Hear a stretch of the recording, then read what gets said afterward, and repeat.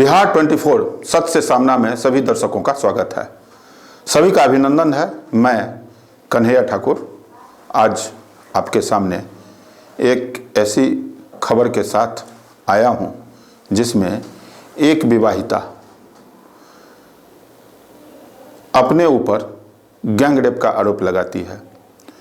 प्राथमिकी दर्ज करवाने के लिए कई बार दौड़ती है, प्राथमिकी दर्ज भी होती है, जांच भी चल रही है। खबर और उनके आरोप की कितनी सच्चाई है यह आने वाला समय बताएगा। फिलहाल इस पूरे प्रकरण में पुलिस के तौर तरीके और रवैये पर एक सवालिया निशान जरूर खड़ा होता है। एक विवाहिता के साथ कथित तौर पर सामूहिक दुष्कर्म किए जाने का मामला अभी बहुत चर्चा में बना हुआ है। महिला द्वारा थाने में आवेदन दिए जाने की 21 दिनों बाद प्राथमिकी दर्ज की गई। महिला का 164 का बयान भी कोर्ट में दर्ज हुआ। प्राथमिकी दर्ज होने के बाद डीएसपी आशीष आनंद एक्शन में आए जरूर। महिला के ससुराल और उनके नैहर भी गए, कई बिंदुओं पर जांच की। मामला आरएसओपी थाना क्षेत्र झंझारपुर के हरवंगा गांव का है। 28 वर्षीय विवाहिता का नैहर परमेसरा गांव में है। दिए गए आवेदन में एक पंचायत के सरपंच सहित कुल 12 लोगों को आरोपित किया गया है। उन्होंने कहा कि 2 चरणों में उनके साथ दुष्कर्म की गई है। आवेदिका ने बताया कि 20 जुलाई 2020 को ललन कुमार समेत 3 लोगों ने उनका अपहरण कर घनश्याम होटल में रखा। 3 दिनों के बाद किसी तरह हुआ उनके चंगुल से छूटकर घर पहुंची, पति को जानकारी दी, थाने में आवेदन दिया, कोई कार्रवाई नहीं हुई। 12 अगस्त 2020 को पुनः उसका अपहरण हो गया। इस बार 12 लोगों पर घटना में शामिल होने की बात महिला ने बताई। फिर आवेदन दिया। आवेदन में कहा कि उक्त 12 लोगों ने 12 अगस्त को बाइक पर बिठाकर उनको जबरन ले गए।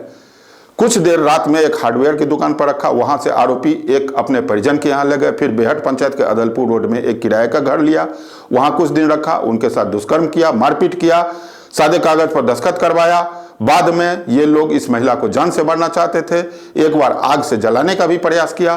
किसी तरह कथित अपराधी के चंगुल से महिला छूटकर अपने पति के पास जाने की बात कहती है। थाना पर 21 अक्टूबर 2020 को आवेदन दिया। पुनः किसी तरह की कार्रवाई होते न देख आवेदिका ने 27 अक्टूबर को पुलिस निरीक्षक को आवेदन देकर न्याय की गुहार लगाई। पुलिस निरीक्षक ने 30 अक्टूबर को प्राथमिकी दर्ज करने का आदेश दिया। इंस्पेक्टर के आदेश के बाद 11 नवंबर 2020 को आरएसओपी ने कांड दर्ज करने के लिए लखनऊ एसएचओ को आवेदन अग्रसारित किया। आरएसओपी अध्यक्ष केपी सिंह का बयान है कि मामला बहुत उलझा हुआ था, वैसा नहीं है जैसा आवेदन में दिखाया जा रहा है। जांच की जा रही थी।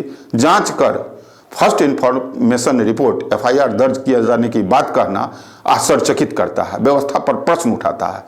इधर कांड दर्ज होते ही पुलिस महकमे से लेकर ग्रामीण हरभंगा परमेसरा में हलचल मच गई। आरोपित 12 लोगों में एक सरपंच के शामिल होने के कारण मामला और भी संगीन लग रहा है।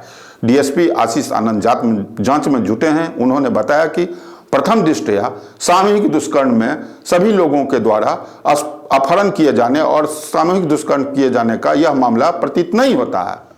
इस संदर्भ में महिला से मेरी काफ़ी देर बातचीत हुई। महिला के हस्बैंड भी थे, महिला के परिजन भी थे, और उन सबों लोगों का बयान लिया और जो उन्होंने एप्लीकेशन में दिया उसके एक एक बिंदुवार मैंने समीक्षा की है। और इसके साथ साथ प्लेस का भी, जो जिस गांव के लोगों की बात आ रही है उसका भी वेरीफाई मैंने किया। अभी तक जो बात साक्ष्य में हमारे सामने आई है कि यह महिला, एक जो शख्स है ललन, उसके साथ पहले से उनके साथ संबंध में रही थी, और बाकी कई अन्य लोगों का भी नाम दिया गया जिसके बारे में हम लोग वेरीफाई कर रहे हैं। कहीं से भी यह गैंग रेप का मामला नहीं है। और उन लोगों के बीच गांव जा कर के जब मैंने टोटली बात की है तो कहीं ना कहीं किसी भी चीज़ को लेकर के आपस में कुछ ना कुछ रंजिश रही, जिसके चलते अन्य लोगों का भी नाम दिया गया है। और रही बात लेडीज़ की, उस लड़के के साथ, तो लड़का की उम्र 21 वर्ष है और लेडीज़ का 28-29 वर्ष के साल का है। एक बार पहले भी वो उसके साथ भागी और दोबारा फिर कुछ दिनों के बाद जब उसका हस्बैंड रखने के लिए तैयार नहीं हुआ तो दोबारा फिर वो स्टेप ली है। और जब मैंने खुद उनसे कहा कि आपको जगह जगह रख करके जब आपके साथ ये किया गया तो वो लेडीज़ मेरे पास उपस्थित नहीं हुई। बाद में लीगली प्रोसेस में हम लोग लगे हुए हैं। और जो पहला लड़का था जिसके साथ उसका इलिसिट रिलेशन था, निश्चित रूप में उस पर कार्रवाई होगी। और अन्य जो भी लोग हैं जिसके बारे में वो अपने एप्लीकेशन भी दी है उसकी गहन जांच पड़ताल की जा रही है, जिसके बाद हम लोग उस पर डिसीजन लेंगे। दोनों के शादी की बात भी बीच में आ रही है। ये वीडियो वायरल भी हुआ है, कहीं से मुझे भी वीडियो मिला है कि दोनों की शादी भी की बातचीत हुई और कहीं ये लोग कोर्ट या किसी अन्य सरकारी संस्थान में शादी की भी बात मेरे सामने आ रही है, वो कागज़ हमारे सामने आता है तो हम उसका वेरीफाई भी करवा लेंगे संबंधित संस्थान से कि यह कितना सही है। इसके बाद भी सर उस पर कार्रवाई होगी? इसके बाद देखिए, ये वो लेडीज रेप का आरोप लगा रही है और ये जब तक हम वेरीफाई नहीं कर ले तब तक कहना मेरी जल्दीबाजी हो जाएगी, इसलिए पहले यह वेरीफाई होना आवश्यक है। ललन कुमार पर के साथ उसका अवैध संबंध था, ये तो अब तक अनुसंधान में सामने आ रही है। और 11 लोगों का जो आरोप लगाए हैं उसमें एक सरपंच भी हैं और अन्य लोग हैं। महिला बताई है कि 2 चरणों में मेरे साथ हुआ। पहला बार घनश्यामपुर होटल में रखा गया, उसके बाद फिर अदलपुर गांव में रखा गया 1 महीना या 2 महीना, जो भी बता रही है आवेदन में। इन बिंदुओं पर भी जांच हो रही है। घनश्यामपुर या अदलपुर के मकान मालिक को ट्रेस किया जा रहा है।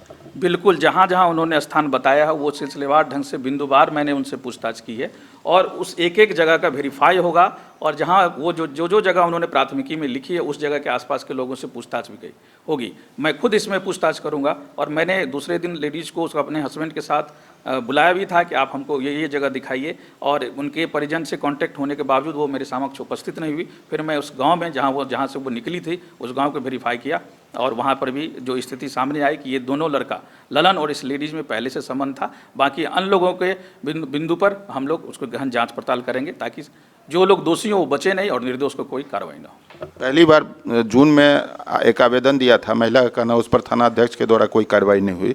बाद में जब उन्होंने आवेदन दिया है उसके 1 महीना के बाद इंस्पेक्टर साहब के आदेश के बाद प्राथमिकी दर्ज हुई है। आवेदन के 1 माह बाद प्राथमिकी दर्ज होना न्यायसंगत कहाँ तक है?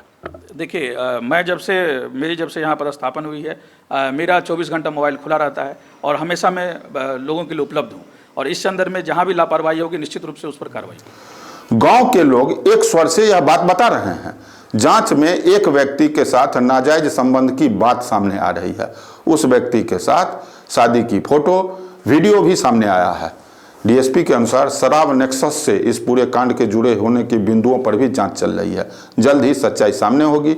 सभी बिंदुओं पर जांच के बाद ही अंतिम निर्णय लिया जाएगा, ऐसा डीएसपी आशीष आनंद का कहना है। उन्होंने कहा कि थाना में विलंब से प्राथमिकी दर्ज होने के बिंदु पर भी एसएचओ से पूछताछ होगी। किसी भी प्रकार के आवेदन पर त्वरित रूप से प्राथमिकी दर्ज किया जाना है। आरोप सही है या गलत है या जांच में प्रमाणित होता है।